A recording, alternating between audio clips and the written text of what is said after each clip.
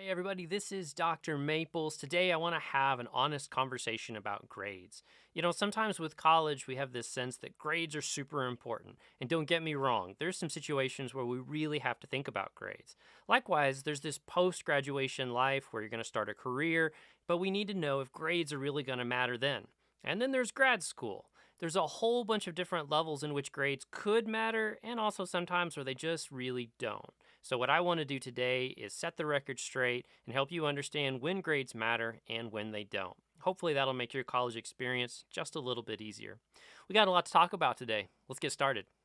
So, today I want to have an honest conversation about grades. When do they matter? When do they not quite matter as much? And to do that, I want to start with individual classes. You have to pass a class to get the credits to count them towards graduation, right? So, what do you have to get? Well, at most colleges and universities, a D is considered passing and will get you credit in a class. D for done, as I like to say. Now, there are some situations where a university or college may require a C or higher, but you're going to have to look at your university and college's requirements to double check that. Most cases, a D is fine. And let's be honest, a D on a gen ed class like chemistry is going to be just fine unless you planned on being a chemist, right? You take that class, you get your D, you move on, you'll do better on other classes. So D for done is good enough for most classes to get you credit for them. But do check with your university or college to make sure that they don't have a C or higher policy. Next, within your major, the same generally holds true. D or higher will get you credit for the class and help you progress in your major. But here's where things can get a little tricky. So, for example, with accredited degrees, you'll often see that a C or higher is required. Good example of that is the Bachelor of Social Work, which I see a lot of programs requiring C or higher on all social work classes to count them within the major. Now, fun fact, you can actually get a D on a social work class as a social work major, and it'll still count a lot of times towards your total graduation hours, but it won't fulfill that requirement in the major. So you're still going to have to retake that if you're going to be a social work major. Again, this is one of those things where you want to check with your university and more particularly check with your major advisor. They're going to know right off the bat exactly what happens in their program. There is one other weird situation too if you're taking remedial classes. A remedial class is basically where you missed a high school requirement of some kind, almost always mathematics. And so your first year as a student, they're going to have you take some like early math classes to get you caught up. Those classes can have really weird policies. I've seen and failed some where you had to get a C or higher on every exam.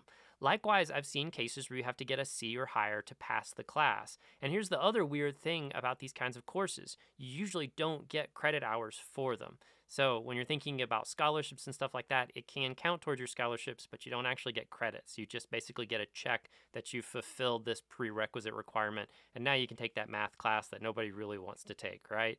But these are some special situations where you do want to see exactly what the policy is. Best advice on that is, again, your major advisor. You can also look at your university's program, which will have all the classes listed and the requirements. And you can also talk with your professor who's offering that prerequisite course or that remedial course. They're going to know for sure. It'll also be in their syllabus. So there are some situations at the college or university level where grades do matter. First of those is the overall GPA requirement. Basically, colleges and universities require that you have a certain GPA, it's usually 2.0 or higher, so that you can graduate. Now, if your GPA overall is below that number, you can't graduate. You can have all the requirements completed, all the hours done. You can even take a writing course twice, but you're not going to get to graduate until you get your GPA above a certain point. So do make sure you keep your GPA above that level, whatever it is for your college or university. It's going to be on your university website or your advisor is going to know, but it's generally 2.0 or higher. Also, if you fall below that minimum line, you're going to get put on academic probation. You're going to get a letter from the provost's office. The provost is basically the top person on the academic end of the university. If you'd like me to do a video on provosts and terminologies and all that fun stuff, leave me a comment and I'll do that video just for you. But you're going to get an email from the provost saying, hey, your GPA is too low. You're going to be on academic probation for the next semester. That basically means they're going to be watching you. They're going to make sure that you're A, passing all of your classes, and B, you get your GPA back above whatever that minimum requirement is. Now, depending on how bad your GPA is going into it, it might be fine to get D's in all your courses and get yourself out of academic probation, but it's more likely you're going to need to get C's, B's, and even some A's in there to get yourself pulled back up. Some other alternatives to that too are you can look at taking a semester or two off, and that can reset that process. You can also talk to your university about withdrawing some courses, and I've got some videos up on that as well. One other place where you want to think about your grades is if you're planning on going to one college and then transferring to like a really good one later on. For example, if you go to like a 4-year regional college your first year, but you're planning to go to like this really super awesome private college for the rest of your career in college, you really want to make sure you got a good GPA. In most situations, going from like a community college to a regional 4-year, they're not really going to be all that concerned about your GPA other than it's above whatever the minimum requirements are for the university. Again, usually 2.0 or better. But if you're going to a really good college or a prestigious college, you're going to need to have a better GPA. So if that's in your future, make a plan and get those A's for awesome pretty early on. One final weird note, and this won't apply to most of you, but if you're in an organization like a sorority or a fraternity, you're in athletics or some similar student organizations, some of those organizations will check your midterms and even your 8 and 4-week progress reports. Now, basically, you have to understand midterm grades, progress reports, all that. It's not a legally binding grade. It can't predict you or lock you into a specific grade. But there are some organizations on campus that say, hey, at midterms, you have to have a certain level of GPA, or you're not allowed to be part of the team anymore, or you're not allowed to be in the fraternity or sorority. So find out in your own situation if that applies to you and keep that in mind. Otherwise, you're generally good to go to keep above that 2.0. Well, except in another specific case. We'll get to that one in just a moment. Now, when it comes to graduation time, you suddenly are in a situation that you got to make a huge life decision.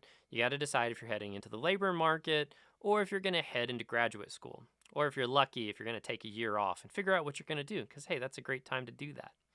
But nonetheless, you've got to make this important decision. And this is actually a weird situation where the GPA matters. Which one do you think it matters more, though? Is it the labor market or is it in graduate school? You probably got a pretty good guess, right? See, funny thing about the labor market, your employer really isn't interested in your GPA whatsoever. There may be a couple of situations where you're applying to like these really elite places, you're this amazing engineer and you're trying to get this awesome job, or you're this really amazing person who wants to get employment at a top IT organization. GPA might matter then. 99% of the time, your employer does not care what your GPA is. They're going to care that you meet the requirements of the job, that you have the skills required, that you have whatever it needs to make sure that you can do that job and do it well. Period. And that's from 10 years of being a professor and working one-on-one with students as they hit the labor market. GPA is never something that comes up in interviews, in conversations, anything. It's something that they just don't care about. In fact, with most resumes, you don't even have to list your GPA.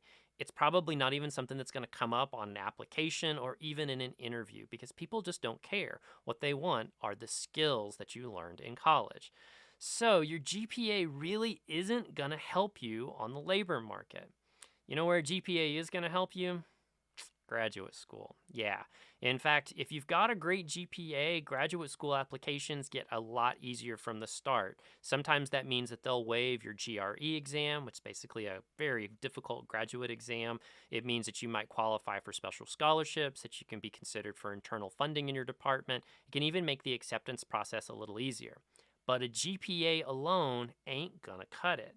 It's gonna be a whole bunch of other stuff that goes along with that GPA that really matters. For example, when you're applying to graduate school, yeah, you can have that great GPA on your cover letter and in your CV, but they're also going to be seeing, does this person have publications? Does this person have research experience? What did they do with their time in graduate school? Have they written a grant? What kinds of classes have they taken? They're going to be far more interested in that, plus getting to know you as a person. Do you listen? Do you take advice? Are you willing to work with professors and follow instructions and learn before you try to fly on your own?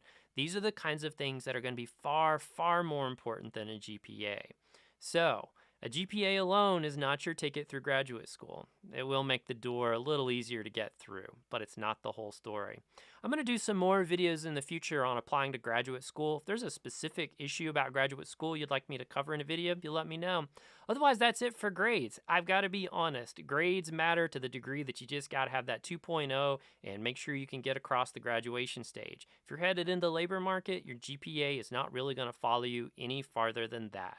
If you're going to graduate school, you do want to make sure you've got a good GPA, ideally something that's like 3.5 or higher, maybe better if you're going to a really elite school, lower if you're maybe going to a regional university that has a master's program. But by and far, GPA is not going to be something that's super important, nor the grades overall.